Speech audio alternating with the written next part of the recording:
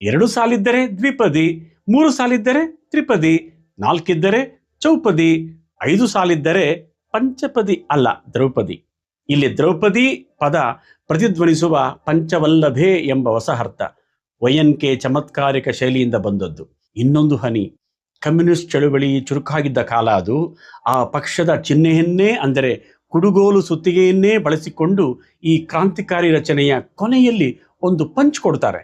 ಎಡಗೈಲಿ ಕುಡುಗೋಲು, ಬಲಗೈಲಿ ಸುತ್ತಿಗೆ, ಮನೆಗೆ ಬೇಗ ಹೋಗದಿದ್ರೆ ಬೈತಾಳೆ ಅತ್ತಿಗೆ.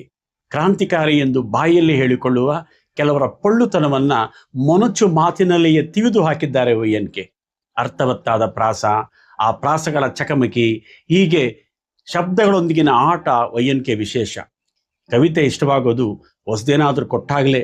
ಒಂದು ಚಮತ್ಕಾರಕ್ಕೋ ಹಾಸ್ಯಕ್ಕೋ ಪದ ಒಡೆದು ಇಲ್ಲವೇ ತಿರುಚಿ ಹೊಚ್ಚ ಹೊಸ ಅರ್ಥ ಸ್ಫೋಟಿಸುವ ರೀತಿಯೇ ಪದ ವಿನೋದ ಅಥವಾ ಪನ್ ವಿನೋದ. ಮೇಲ್ನೋಟಕ್ಕೆ ತಮಾಷೆ ಅನಿಸಿದರೂ ಸಮಾಜದ ವಕ್ರಗಳಿಗೆಲ್ಲ ಕನ್ನಡಿ ಹಿಡಿಯುವ ಸಾಧನವೂ ಹೌದು. ಕೆಲವೊಂದು ಕೇವಲ ಕಚಗುಳಿ ಇಟ್ಟು ಮುದಗೊಳಿಸುತ್ತವೆ.